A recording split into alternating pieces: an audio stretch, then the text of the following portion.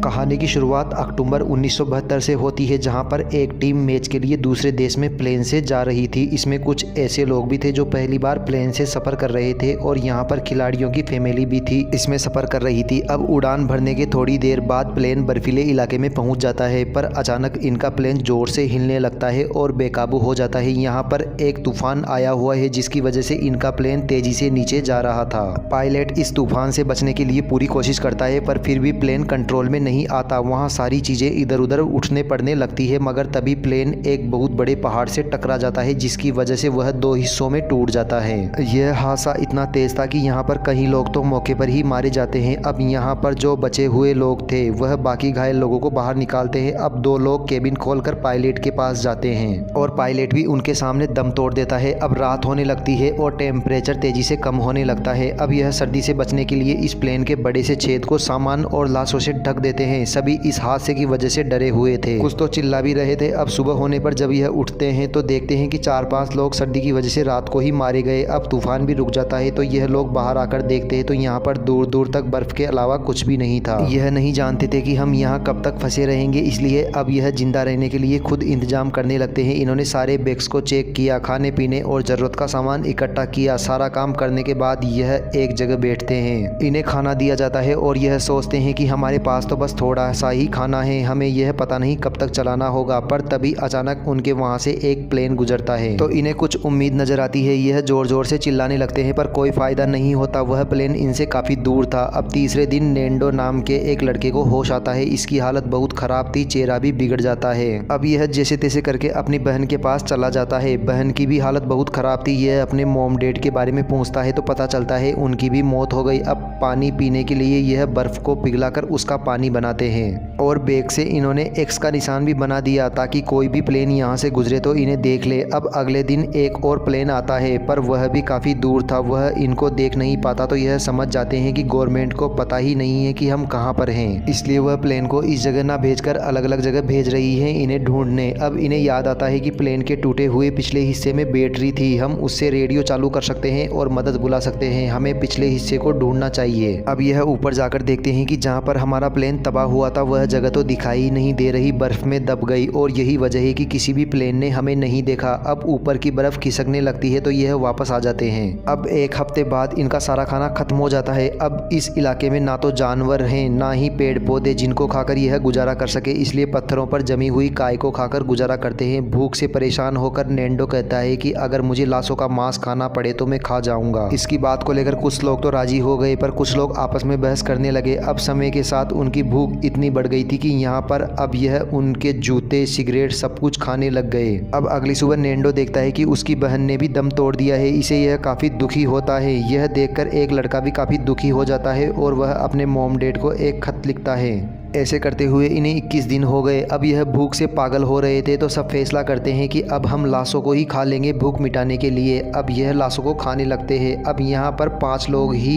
ऐसे थे जो लाशों को नहीं खाना चाहते थे। यह सोचते हैं कि हम आदमखोर नहीं बनेंगे बल्कि मरना पसंद करेंगे। अब कुछ देर खोजने के बाद इन्हें एक बैग मिलता है। यह उसे खोलते हैं। इसके अंदर इन्हें रेडियो मिलता है। यह दिमाग लगाकर एक एंटीना बनाते हैं। रेडियो सुनने पर इन्हें पता चलता है कि सरकार ने इन्हें ढूंढने के लिए 60 से ज़्यादा बार प्लेन भेजे थे, पर कोई भी इन्हें ढूंढ नहीं सका। इसलिए गवर्नमेंट समझ चुकी थी कि यह सब मारे गए हैं। यह सुनकर अब इनको कोई भी उम्मीद नहीं थी। 5 लोग भी अब मांस खाना शुरू कर देते हैं। यह सुनकर यह समझ चुके थे कि अब हमें बचाने कोई नहीं आ रहा। अब यह प्लेन का पिछला हिस्सा ढूंढने के लिए फिर से 3 लड़के निकल जाते हैं। आगे चलने पर इन्हें प्लेन का टूटा हुआ मलबा मिल जाता है और कुछ लाशें भी। अब इन्हें रात भी हो गई थी तो यह सोने की कोशिश करते हैं। यहाँ पर बर्फ का तूफान भी आ जाता है। अगली सुबह यह उठते हैं तो पूरी तरह बर्फ में ढके हुए होते हैं। अब इनकी हालत बहुत ज़्यादा ख़राब हो गई थी। एक को नज़र नहीं आ रहा था, बाकी की हालत ख़राब थी। अब यह एक मलबे में बैठकर वापस से नीचे आ जाते हैं। यह देखकर वह लड़का जिसने मांस नहीं खाया था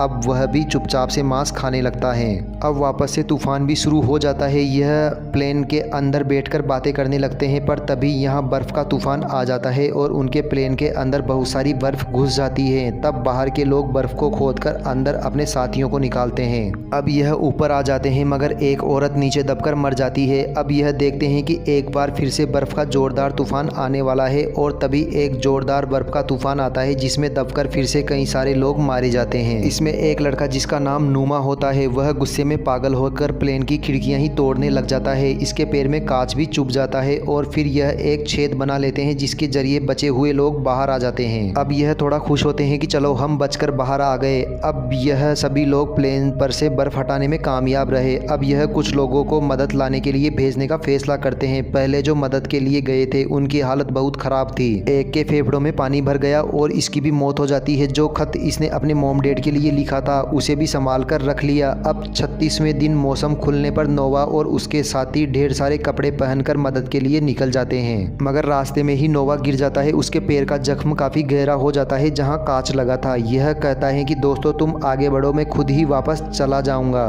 फिर यह जैसे तैसे करके वापस तो आ जाता है पर इसकी हालत इतनी ख़राब थी कि यह बेहोश हो जाता है। अब जो लोग मदद के लिए आगे गए थे वह खुश होते हैं कि उनके सामने प्लेन का बाकी का टूटा हुआ हिस्सा है। प्लेन का यह बाकी का हिस्सा देखकर इन्होंने अपने बाकी साथियों को भी यहाँ बुला लिया। यहाँ पर सारे सामान इकट्ठा करते हैं जिसमें खाने का सामान, कपड़े और बहुत सारी चॉकलेट थी। फिर इन्हें यहाँ बैटरी भी मिल जाती है जिससे यह सिग्नल भेजने की कोशिश करते हैं मगर आगे से कोई जवाब नहीं आता क्योंकि इनका रेडियो ख़राब था। अब यह थक हार कर यहीं बैठ जाते हैं। अब नुमा का जख्म भी बढ़ता ही जा रहा था जो इसके पूरे शरीर पर फैल जाता है। अब नुमा समझ जाता है कि वह नहीं बचेगा, इसलिए इसने खाना पीना छोड़ दिया ताकि इसके हिस्से का खाना भी इसके साथियों को मिल जाए। अब इन्हें प्लेन के एक हिस्से में काफ़ी बड़ा वाटरप्रूफ कपड़ा मिलता है जिसे सिलकर यह एक काफ़ी बड़ा स्लीपिंग बैग बनाते हैं जिसके अंदर जाकर यह आराम से सो सकते थे। अब यह छोटे रेडियो पर सुनते हैं कि इन्हें ढूंढने सरकार आखिरी प्लेन भेज रही है। वैसे इन्हें 58 दिन हो गए थे और यह ढूंढने की सरकार की आखिरी उम्मीद थी। अब कुछ लोग ऊपर जाने को कहते हैं तो नुमा कहता है कि दोस्तों अगर मैं मर जाऊं तो मुझे खा लेना, अगर हम में से एक भी जिंदा बच गया तो हम सभी की मौत व्यर्थ नहीं जाएगी। और तभी वह मर जाता है। इसके हाथ में एक नोट होता है जिसमें लिखा था कि दोस्तों तुम्हारे लिए मैं मरकर भी जिंदा हूँ। यह सभी बड़े दुखी होते हैं। अब इनके साथी फिर से मदद के लिए निकल जाते हैं और आखिरकार वह पहाड़ की चोटी तक पहुँच ही जाते हैं पर यह हैरान होते हैं कि अभी तक तो बहुत ही लंबा सफ़र तय करना है। अब यह बैठकर सोचने लगते हैं कि हम वापस चलते हैं पर यह अपनी हिम्मत नहीं हारते और आगे बढ़ने का फैसला करते हैं। अब इनकी मेहनत रंग लाती है और आगे चलने पर इन्हें एक साफ पानी की नदी भी मिल जाती है जिसमें यह खूब पानी पीते हैं। तभी कुछ दूरी पर घोड़े पर सवार एक आदमी नजर आता है जिसे देखकर यह खुशी से पागल हो जाते हैं। यह मदद के लिए चिल्लाते हैं पर यह आदमी इनको समझ नहीं पाता इसलिए वह एक कागज और पेन को उनकी तरफ फेंकता है। तब इन लोगों ने अपनी पूरी कहानी लिखकर उससे मदद मांगी। तभी यह आदमी कागज को लेकर शहर में आता है तुरंत और ऑफिसर को दे देता है। तभी तुरंत एयरफोर्स की टीम को बता देते हैं ताकि यह उनकी मदद के लिए जा सके। यह आदमी नेंडो और उसके दोस्त के पास आता है और उन्हें अपने घर लेकर जाता है और खूब सारा खाना खिलाता है।